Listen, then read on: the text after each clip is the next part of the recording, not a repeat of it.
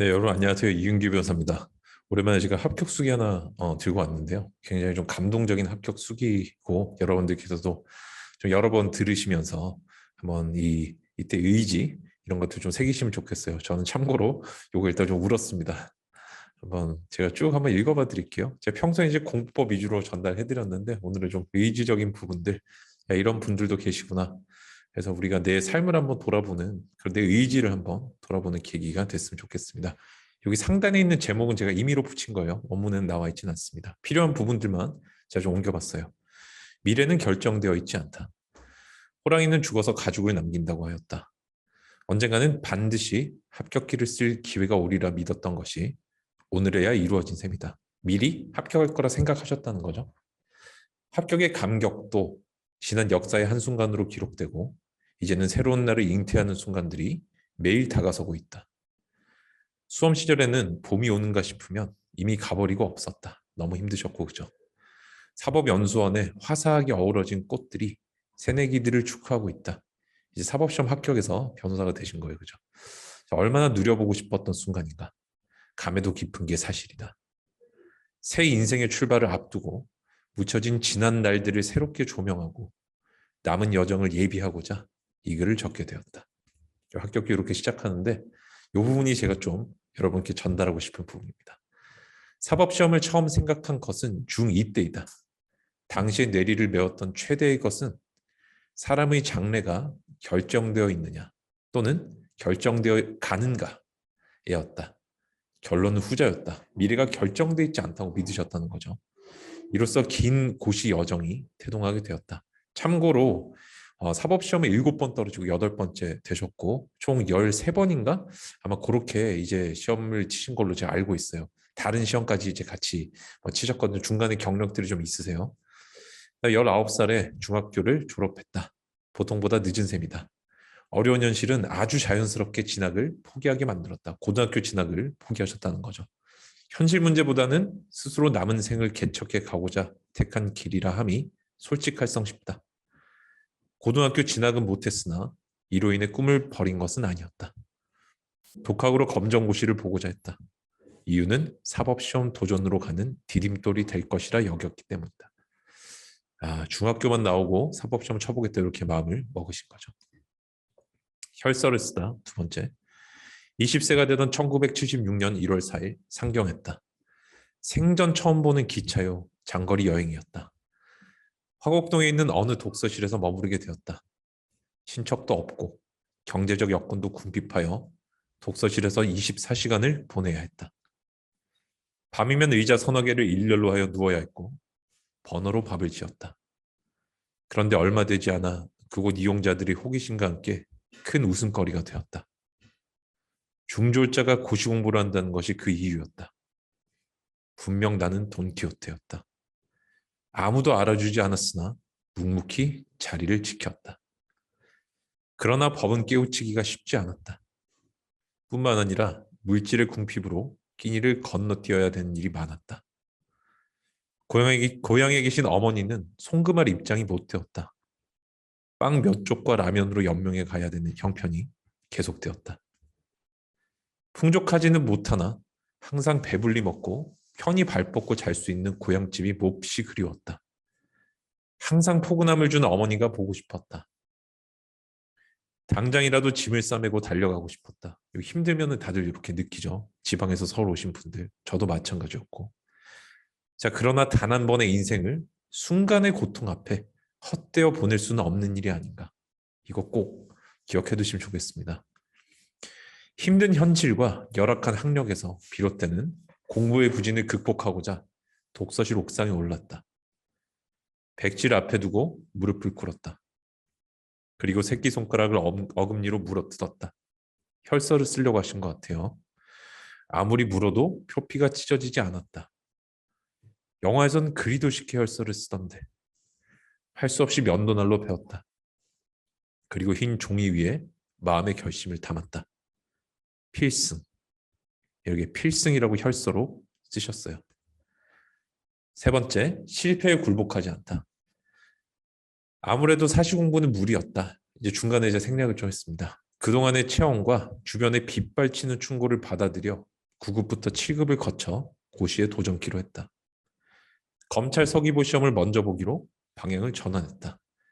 그해 가을에 보았던 시험에서는 역부족을 확인하는 것으로 막을 내렸다. 21세가 되던 해에는 절대적으로 합격해야 한다는 각오로 아래 글을 새겼다. 오늘의 이 일보가 내일의 백보가 될지니 내 이제 심기일전 필승의 신념을 사생의 맹소로 삼아 촌음을 아끼리라. 촌음이라는 건 시간을 말을 하는 거죠. 그죠? 짧은 시간들. 독한 마음으로 방황 없이 공부했다. 대명학원에서 종합반 수강도 한 여파에 힘입어 필기시험에서 합격했다. 약간 이상하게 잘 읽었는데 비록 적은 결실이었지만 새방에 모여 살던 어머님과 형제들의 눈시울을 뜨겁게 하였다. 그런데 100명을 뽑는다는 공고와 달리 150명이 필기시험에 합격되었다. 이제 서울 고등검찰청에서 면접을 보았다. 이제 검찰 일반직을 먼저 이제 시험을 치셨어요. 아무런 준비 없이 더구나 다른 직종과는 달리 검찰직은 면접에서 3분의 1을 탈락시키는 것도 모르고 나는 차례를 기다렸다. 지루한 대기 후에 2명의 검사 앞에 앉게 되었다. 가벼운 질문이 있었다. 끝날 무렵에 형해시효와 공소시효의 기산점이 언제죠? 라는 갑작스런 질문에 얼떨결에 대답할 수밖에 없었다. 면접실을 나올 때 왠지 불길한 예감이 엄습했다. 아니나 다를까 귀하가 최종 불합격자로 결정되었기에 라는 통지서가 며칠 후에 도달되었다. 절망이라는 단어는 이와 같은 상황을 위해서 만들어진 모양이었다. 이것은 나의 수험 여정에서 맞이하게 될 아주 작은 실패의 시작이었다. 마음은 힘들었으나 실패감으로 무기력하게 젖어 있을 수만은 없었다. 눈앞에 닥친 빵 문제 해결은, 즉 먹고 사는 문제 해결은 중대한 문제였다. 선택의 여지 없이 나는 공장으로 향했다. 그곳에서 힘에 겨워 아무 생각이 들지 않는 시간들을 보내야 했다.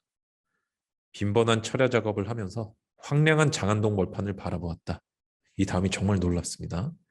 드넓은 땅이 많은 가능성을 예시하는 듯했다. 미리 보여준다는 뜻이요, 예시. 저 벌판은 내가 달려갈 광야와 같은 것이었다. 어머니와 형님과 함께 새벽부터 밤 늦게까지 일을 해도 쌀과 연탄값 그리고 사글세를 지불하고 나면 남는 게 없었다.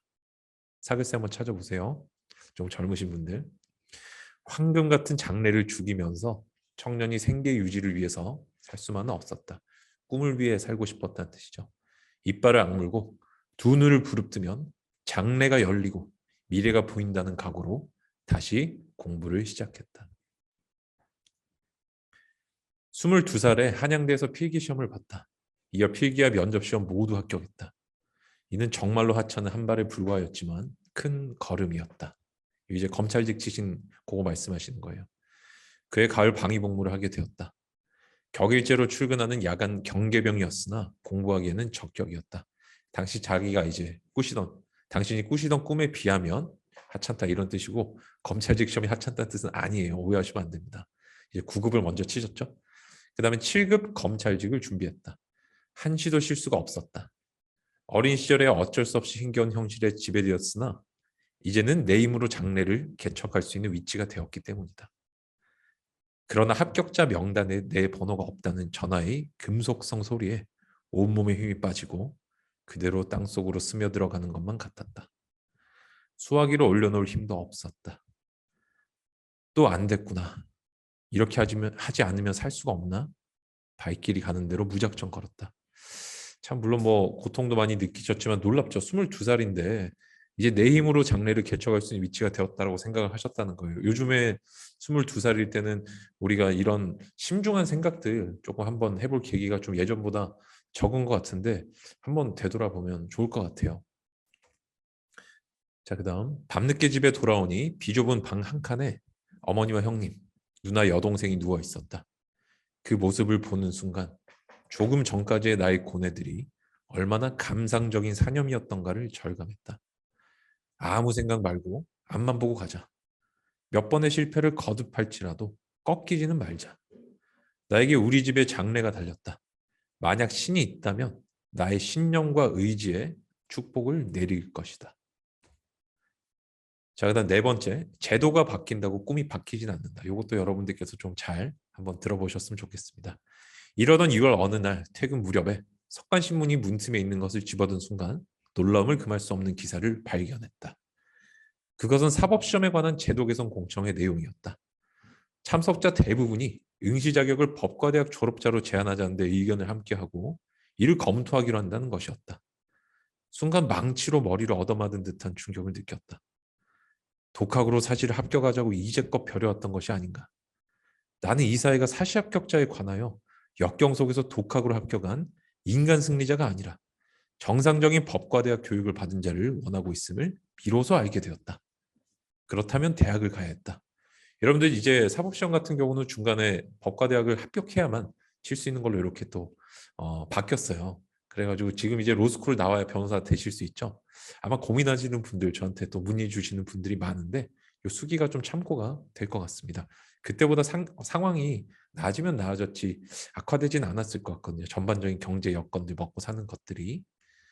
자, 그다음에 대학을 가자. 지금 이제 중졸이시잖아요, 그죠? 바로 다음 날부터 검정고시 학원에 나갔다. 대단하시죠? 의지를 바로 실행으로 옮기시는 거예요. 연말에 직장을 그만두자는 계획은 취소된 것이었다. 학원은 6개월 과정이었다.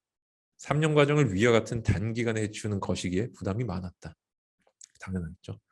무엇보다 퇴근 1시간 전에 시작하는 수업이어서 직장에서 상사들의 눈치를 보며 퇴근하는 것이 여간 쉬운 일이 아니었다. 검찰직 계신 분들 아마 실감하실 겁니다. 대입 단과반과 직장, 야간학원, 그리고 정독 도서관을 오가며 나로서는 더 이상 할 수 없는 최선을 다하였다. 정성이 헛되지 않아 그해 8월에 있었던 시험에 합격을 하였다. 26살에 고등학교 졸업 자격을 획득한 것이다. 몹시 기뻤다. 합격증을 받아온 그날 밤 어머니에게 내일 직장을 사직할 것임을 말씀드렸다. 대학 입시를 본격적으로 준비하고자 하는 생각이었으나 나의 봉급으로 생활을 꾸려가는 상황에서는 무모한 일임에 틀림이 없었다. 당장 생활비도 문제려니와 대학 다니는 데 필요한 등록금 등의 학비에 대한 아무런 대책도 없었다. 당연하겠죠. 대학 가면 돈이 드니까. 그러나 단 한 번의 일생을 현실의 어려움과 타협하며 살 수만은 없는 일이었다. 나의 젊음과 목숨을 담보로 삼고 부딪혀 나가기로 했다. 결코 산자는 굶어 죽지 않을 것이라며 조금만 더 고생해 주실 것을 부탁하고 가족들한테 다음날 사표를 제출했다. 다섯 번째가 이제 어머니와 형님께서 돌아가시고라는 내용인데 한 번의 재수를 한 다음에 28살이 되던 1984년 경희대학교 법과대학에 입학했다. 성공을 하셨어요. 꿈에 그리던 법대생이 된 것이다. 진달래와 벚꽃이 만발한 경희 캠퍼스의 봄은 아름다웠다. 지금도 거의 교수님이세요. 그러나 시간이 흐르면 어김없이 찾아오는 자연의 봄이 아름다운 정취를 줄지라도 그것은 이 수험생한테 의미가 없는 것이죠. 내게는 사람답게 살 수 있는 내 인생의 봄이 필요했다. 꿈을 이루는 걸 말씀하시는 거예요. 이 봄을 맞이하고자 늙은 프레시맨은 도서관 구석진 곳에 고정석을 확보하고 재학 중 절대 합격을 목표로 입법 총칙을 읽어나갔다. 우리 집은 언제나 새벽 6시면 환갑이 넘으신 어머니는 공장으로, 형님은 리어카 행상으로, 나는 도서관을 향하는 것으로 하루가 시작되었다. 참 고단한 삶이었죠. 그리고 밤 10시가 되면 모두 지치고 피곤한 몸으로 다시 모여들었다. 차비가 없어 답심리에서 1시간을 걸어 등교하는 일이 빈번했다. 숨막힐 듯한 현실에 가슴이 미어지는 것 같았다. 그러나 이런 생활은 오래가지 않았다. 상황이 나아지나 싶었는데 그의 늦가을 안개가 지척을 분간할 수 없게 깔린 새벽이었다. 나는 여느 날과 다름없이 누님댁에서 잠을 자고 아침을 먹고자 집으로 갔다. 그런데 이게 웬일인가. 방에 불이 켜 있지 않은 채 방문이 열려 있었다. 분명히 출근하셔야 되는데 그죠? 어머니와 형님은 이 세상 사람이 아님을 알게 되었다. 방새가 오를 때마다 달동네로 내몰리다가 드디어는 연탄가스 중독으로 어머니와 형님의 생명마저 빼앗긴 것이었다.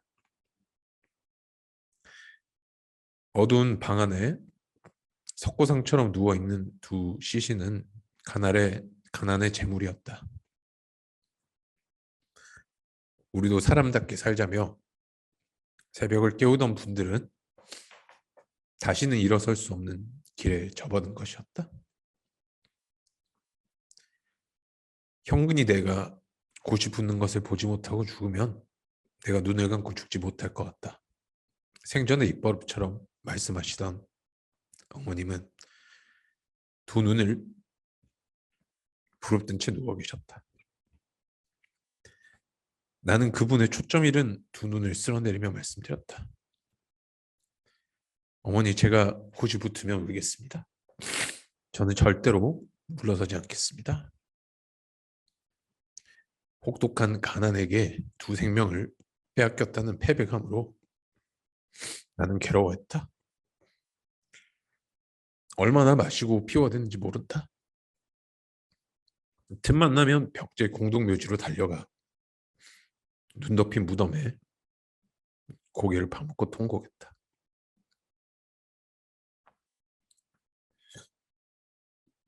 못다한 두 분의 목까지 살기로 했다.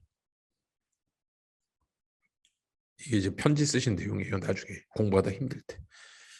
어머니, 당신이 세상 떠난 지 벌써 7년이 되어 갑니다. 나중에 이제 7년 지나서 우리의 만남은 괴로운 것이었다고 단정하기에는 저의 마음속에 사무치는 당신께 향한 정 때문에 망설여집니다. 지금쯤은 백골로 변해 있을 당신의 생전의 모습이 안타깝게 그립습니다. 굵은 손마디가 저의 손을 덥석 잡을 때 따스한 체온이 마음을 녹이던 것이 기억이 납니다. 그 따스한 당신의 손길은 얼음장처럼 차갑게 변하고 생전에 느꼈던 온정은 당신의 심장 부위에 조금 남아있던 그날 아침이 엊그제 같습니다. 그런데 당신의 아들은 이 가을에 지는 낙엽도 푸르른 하늘도 스산하게 불어오는 바람도 느끼지 못하고 부산되어 버린 사법시험 2차를 안타까워하며 다시금 인생의 여정을 다지고 있습니다. 이제 저는 고난과 맞서 싸우는 기계와 같은 자가 되었습니다. 청운의 꿈을 펼 장래가 아니라 죽지 않고 생존하기 위한 극한 투쟁으로 변해버린 현실을 사랑하며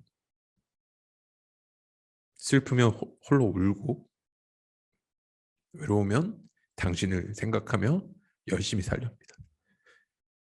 그래서 이제 꿈이 그래도 이루어져요. 합격을 하시거든요. 그래서 이제 이런 얘기로 마지막 부분의 얘기를 하세요. 돌이켜보면 이제 시험은 오직 자신만을 사랑해주기를 원하는 질투심 많은 사람과 유사하다. 나의 형편이나 나이나 반드시 합격해야만 하는 개인적인 모든 바람을 도외시한다. 오직 커트라인을 상회하는 점수를 얻은 자에게만 뜨거운 열정을 표시한다. 합격점을 얻는 데는 합격자 수만큼의 방법이 있을 수 있다. 열심히 하다 보면 스스로 터득되는 것이고 이때는 뭐 인강 이런 게 없으니까 그죠? 배우게 되는 것이 아닌가 싶다. 경제 이제 깨우치신 거죠, 그죠?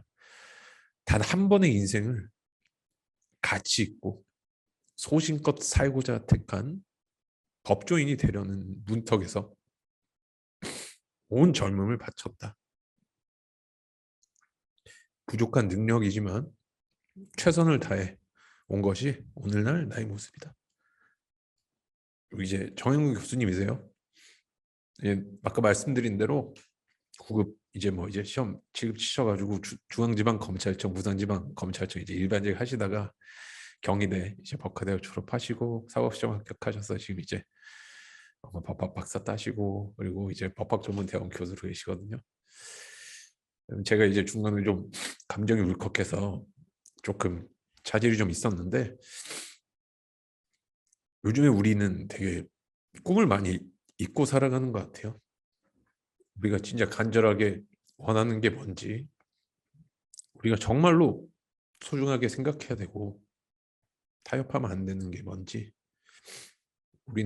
우리도 모르게 안 된다는 말 실패에 길들여지고 있지 않나요? 그래서 여러분들께 이 수기가 다시 한번 내 삶과 그 삶의 기준들을 한 번 더 돌아볼 수 있는 그런 계기가 됐으면 좋겠습니다. 감사합니다, 여러분. 이상 이윤규 변호사였습니다.